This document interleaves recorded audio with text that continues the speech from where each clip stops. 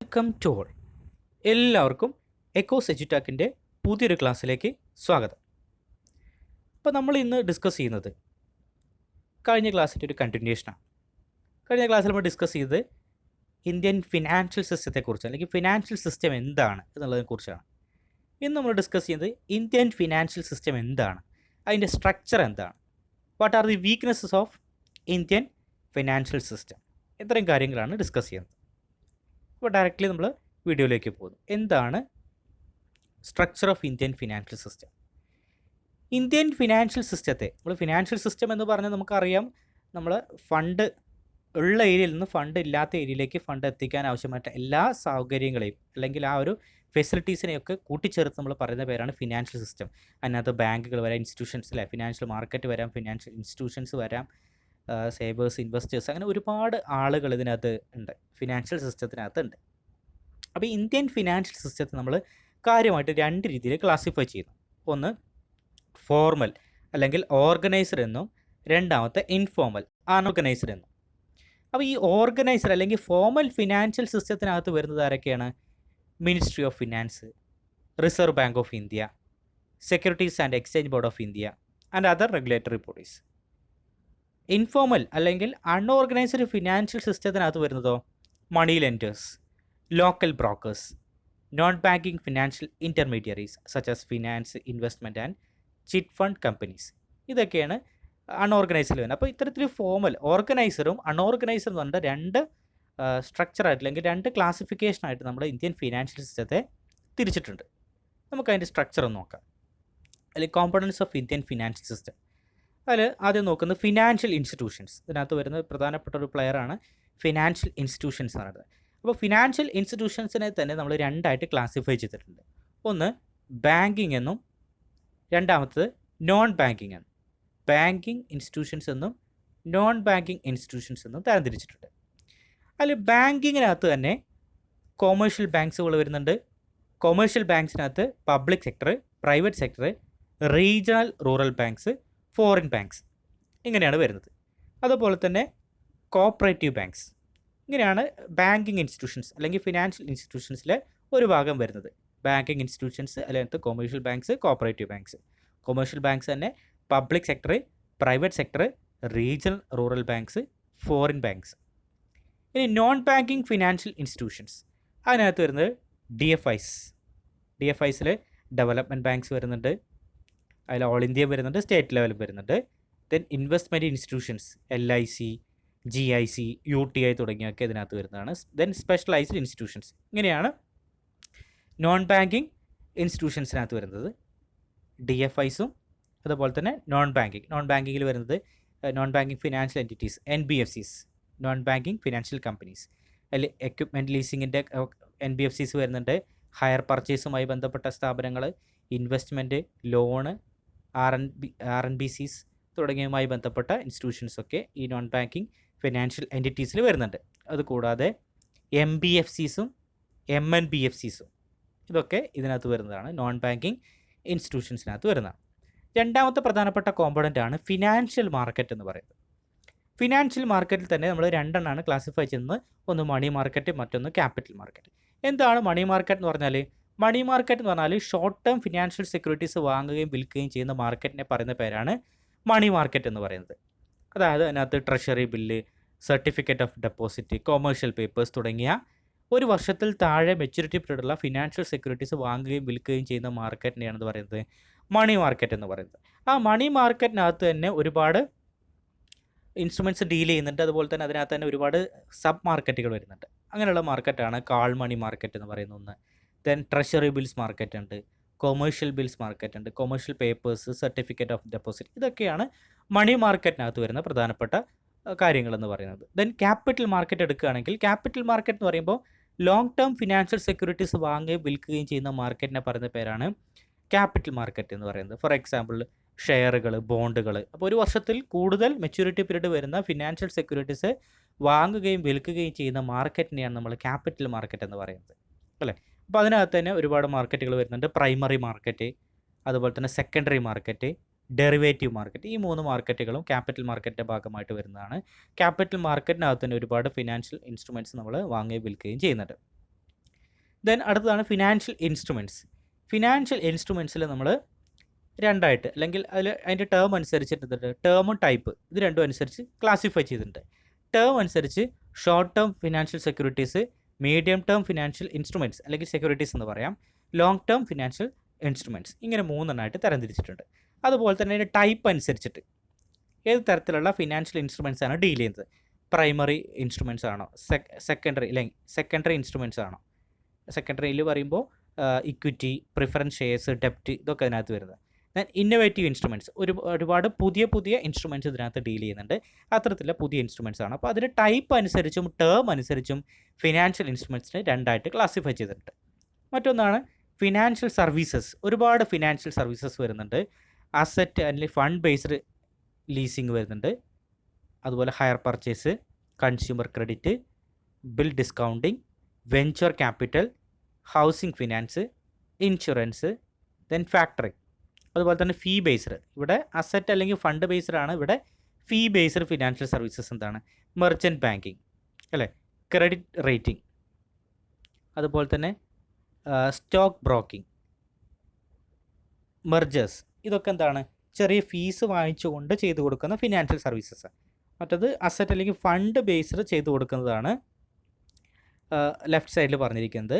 Asset based അല്ലെങ്കിൽ fund based leasing ആണെങ്കിലോ higher purchasing ആണെങ്കിലോ ഇതൊക്കെ ഫണ്ടിൻ്റെ അടിസ്ഥാനത്തിൽ കൊടുക്കുന്ന സർവീസസ്.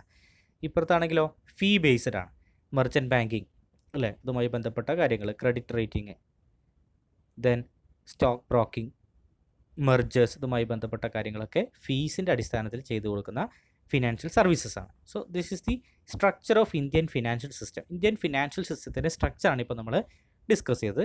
ഇനി what are the weakness of Indian financial system? ഒരുപാട് വീക്ക്നെസ് ഇന്ത്യൻ ഫിനാൻഷ്യൽ സിസ്റ്റത്തിനുണ്ട്. നമുക്കറിയാം, ഒരു ഫിനാൻഷ്യൽ സിസ്റ്റം എന്ന് പറയുന്നതാണ് ഒരു രാജ്യത്തിൻ്റെ ഡെവലപ്മെൻറ്റിലേക്കുള്ള ഒരു പ്രധാനപ്പെട്ട വഴി എന്ന് പറയുന്നത്. നമ്മൾ ലൈഫ് ബ്ലഡ് എന്നൊക്കെ പറയാം. So a prudent financial system is essential to bring macro economic stability in the economy. ഒരു ഇക്കോണമിയിൽ മാക്രോ എക്കണോമിക് സ്റ്റെബിലിറ്റി കൊണ്ടുവരുന്നുണ്ടെങ്കിൽ എന്ന് പറഞ്ഞാൽ income stability, price stability, employment stability, ഇതിനാണ് നമ്മൾ മാക്രോ എക്കണോമിക് സ്റ്റെബിലിറ്റി എന്ന് പറയുന്നത്. അപ്പോൾ ഒരു ഇക്കോണമിയിൽ മാക്രോ എക്കണോമിക് സ്റ്റെബിലിറ്റി കൊണ്ടുവരണം എന്നുണ്ടെങ്കിൽ ഫിനാൻഷ്യൽ സിസ്റ്റം വളരെ പ്രൊഡൻ്റ് ആയിരിക്കണം അല്ലേ, എന്ന് പറഞ്ഞാൽ ഡിസിപ്ലിൻഡ് ആയിരിക്കണം, കറപ്ഷൻ ഒന്നും ഇല്ലാത്ത രീതിയിൽ വളരെ സ്മൂത്ത് ആയിട്ട് റൺ ചെയ്യുന്ന ഒരു ഫിനാൻഷ്യൽ സിസ്റ്റം ആയിരിക്കണം. So inefficient allocation of resources will hamper the economic growth. അപ്പോൾ അതുകൊണ്ട് വളരെ പ്രൊഡൻ്റ് ആയിട്ട് അല്ലെങ്കിൽ വളരെയധികം ഡിസിപ്ലിൻഡ് ആയിട്ട് ഫിനാൻഷ്യൽ റിസോഴ്സസ് മാനേജ് ചെയ്യണം. അത് ഇൻഎഫിഷ്യൻ്റ് ആയിട്ട് മാനേജ് ചെയ്ത് കഴിഞ്ഞാൽ അല്ലെങ്കിൽ മിസ് അലോക്കേഷൻ ഓഫ് റിസോഴ്സസ് വന്നു കഴിഞ്ഞാൽ അത് ഇക്കോണമിയുടെ എക്കണോമിക് ഗ്രോത്തിനെ തന്നെ ബാധിക്കും. So Indian financial system improved a lot when compared to the financial system during 1960s. അപ്പോൾ 1960s ശേഷം അല്ലെങ്കിൽ 1947 ഇന്ത്യക്ക് സ്വാതന്ത്ര്യം കിട്ടിയതിന് ശേഷമുള്ള ഫിനാൻഷ്യൽ സിസ്റ്റത്തിൽ നിന്നും ഒരുപാട് ഇമ്പ്രൂവ്മെൻറ്റ് നമ്മുടെ ഇപ്പോഴത്തെ ഫിനാൻഷ്യൽ സിസ്റ്റത്തിന് ഉണ്ടായിട്ടുണ്ട്. ഒരുപാട് മാറ്റങ്ങൾ വന്നിട്ടുണ്ട്. ഒരുപാട് ഇന്നോവേറ്റീവ് ആയിട്ടുള്ള ഒരു to meet the growing requirements of governments and industries different types of financial instruments വരെ ഇൻട്രൊഡ്യൂസ്. ഒരുപാട് ഫിനാൻഷ്യൽ ഇൻസ്ട്രുമെൻറ്റ്സ് പുതുതായിട്ട് ഇൻട്രൊഡ്യൂസ് ചെയ്തിട്ടുണ്ട്. ഫിനാൻഷ്യൽ മാർക്കറ്റ് ഡെവലപ്പ് ചെയ്തിട്ടുണ്ട്. ഇന്നോവേറ്റീവ് ഒരുപാട് ഇന്നോവേഷൻസ് ഒക്കെ ഈ ഒരു ഫിനാൻഷ്യൽ സിസ്റ്റം രംഗത്ത് വന്നിട്ടുണ്ട്. അതുകൊണ്ട് നമ്മൾ 1960s ഫിനാൻഷ്യൽ സിസ്റ്റവുമായിട്ട് കമ്പയർ ചെയ്യുന്ന സമയത്ത് ഇപ്പോഴുള്ള ഇന്ത്യൻ ഫിനാൻഷ്യൽ സിസ്റ്റത്തിൽ ഒരുപാട് മാറ്റങ്ങൾ വന്നിട്ടുണ്ട്, ഒരുപാട് ഇമ്പ്രൂവ്മെൻറ്റ് ഉണ്ടായിട്ടുണ്ട്. എന്നാൽ ഒരുപാട് വീക്ക്നെസ് അല്ലേ, ഒരുപാട് ഇമ്പ്രൂവ്മെൻ്റ് ഉണ്ട് എങ്കിലും ദർ ആർ വീക്ക്നെസ്സസ്, ഒരുപാട് വീക്ക്നെസ്സസ് ഉണ്ട്. എന്തെല്ലാമാണ് ആ weaknesses? So lack of coordination between different financial institutions. ഒരുപാട് ഫിനാൻഷ്യൽ ഇൻസ്റ്റിറ്റ്യൂഷൻസ് ഉണ്ട്. അധികം ഫിനാൻഷ്യൽ ഇൻസ്റ്റിറ്റ്യൂഷൻസും കൺട്രോൾ ചെയ്യുന്നത് ഗവൺമെൻറ് ആണെങ്കിൽ അതിൻ്റെ അതോറിറ്റിയെ കൺട്രോൾ ചെയ്യുന്നത് ഗവൺമെൻറ് ആണ്. പക്ഷേ ഇവ തമ്മിലൊരു കോർഡിനേഷൻ ഇല്ല because of the large number of financial intermediaries.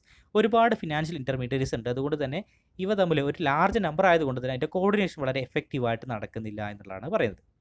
മറ്റൊന്ന് monopolistic market structure.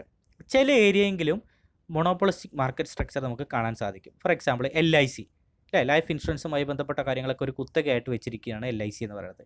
UTI unit trust of ഇന്ത്യയാണ് മ്യൂച്വൽ ഫണ്ടിൻ്റെ കാര്യങ്ങളുമായി ബന്ധപ്പെട്ട കാര്യങ്ങളൊക്കെ കൂടുതലായിട്ട് ഡീൽ ചെയ്യുന്നത്.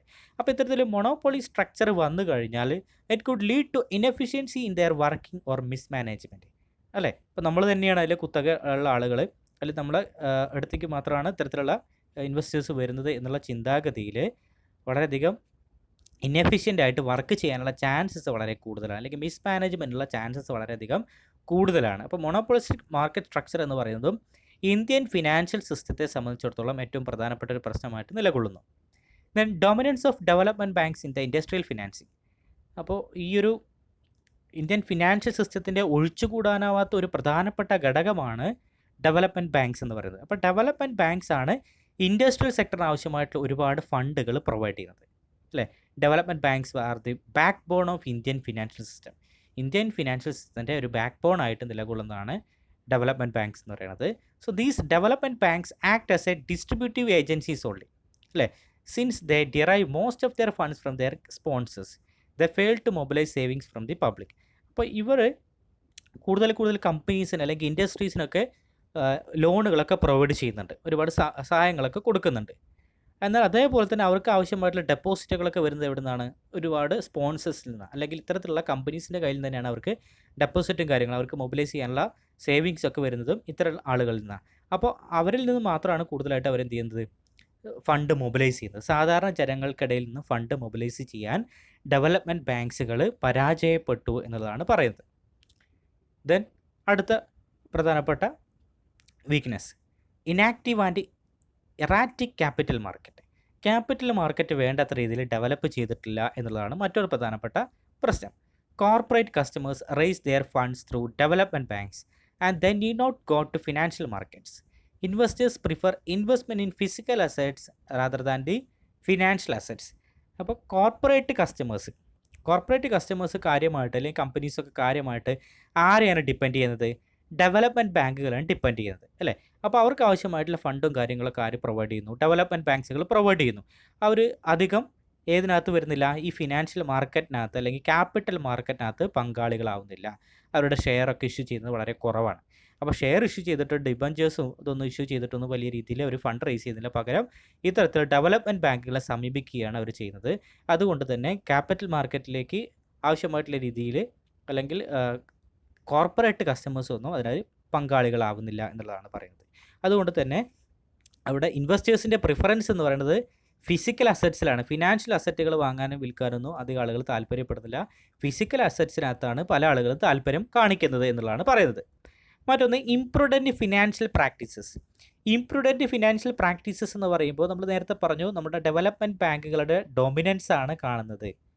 Dominance of development banks has developed imprudent financial practices among corporate customers. അപ്പോൾ ഈ ഡെവലപ്മെൻറ്റ് ബാങ്കുകളാണ് അവർക്ക് ആവശ്യമായിട്ടുള്ള ഫണ്ട് കൊടുക്കുന്നത്, കോർപ്പറേറ്റ് കസ്റ്റമേഴ്സിന് ആവശ്യമായിട്ടുള്ള ഫണ്ടുകൾ കൊടുക്കുന്നത്. അതിൽ നിന്ന് തന്നെയാണ് ഫണ്ടുകൾ റേസ് ചെയ്യുന്നത്. അപ്പോൾ അവരുടെ ഇഷ്ടത്തിനനുസരിച്ച് എന്ത് ചെയ്യുന്നു?